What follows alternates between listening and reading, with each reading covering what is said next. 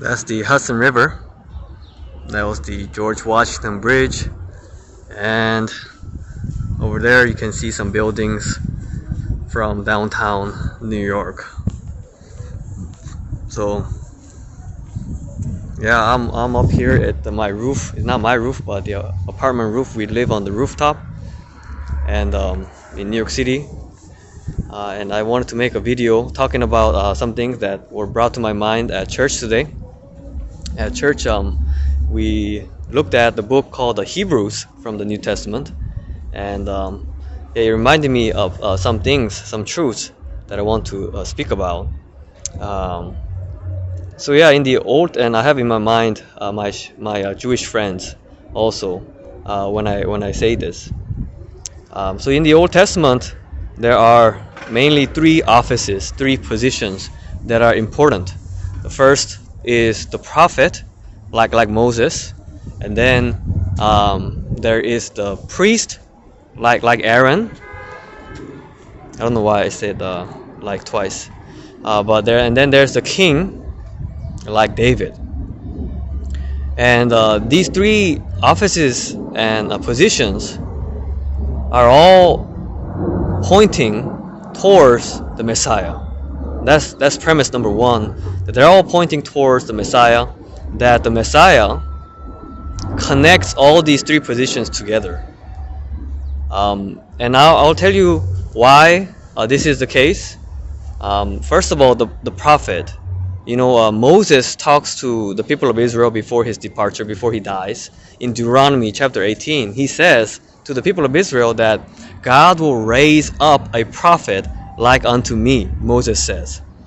So he prophesies that the Messiah will be a prophet like Moses.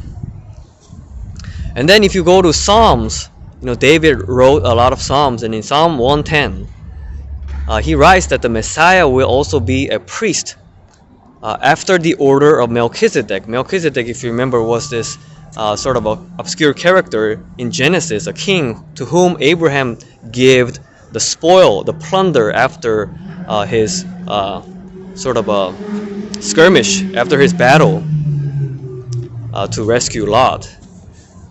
So the Messiah will be a priest after the order of Melchizedek. And then the third thing is in 2 Samuel, chapter 7, God promises David that his son will be the king whose kingdom lasts forever. So basically, the Messiah will come from the line of David, and he will be a king.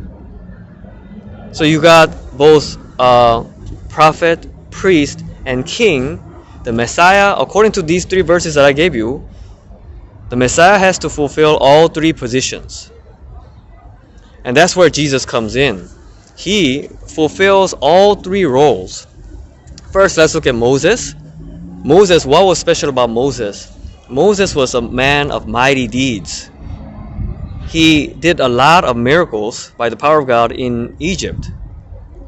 And also he took the people out of slavery from Egypt. And if you look at Jesus, he did more miracles. He did many miracles in the eyes of the public, in the people's eyes. The people of Israel's in front of them, he did many miracles. And also, Jesus takes people out of the bondage and the slavery of sin.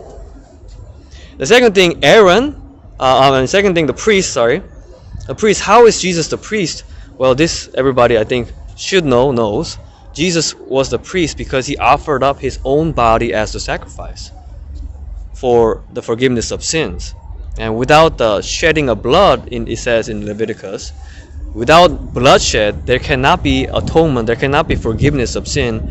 And Jesus Christ offered his own blood to forgive his people's sin. Of course, he rose again after that. And that brings me to the third point. Jesus was a descendant of David, and he is the king because he now proves to the whole world through his resurrection that now he is the Son of God. He's the only one that defeated death. So he has claimed the title, the right to be the king of the universe. He was man, therefore he can be the king of man. but he was also God through that was shown through his resurrection.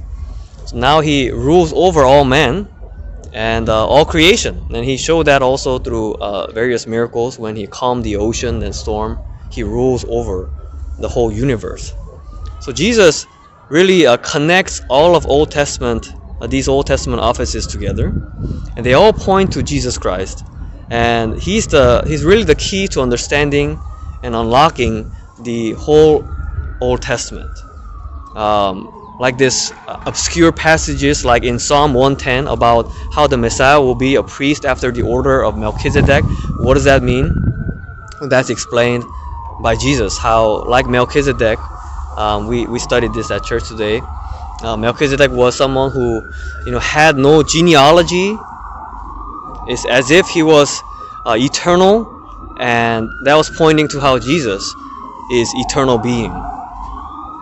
And so yeah, and Moses, as I said, a lot of miracles, and so I hope that makes you really appreciate and truly trust in this man Jesus. He's not out of a vacuum. He's the fulfillment of the Old Testament. Everything makes sense if you look at Jesus' life.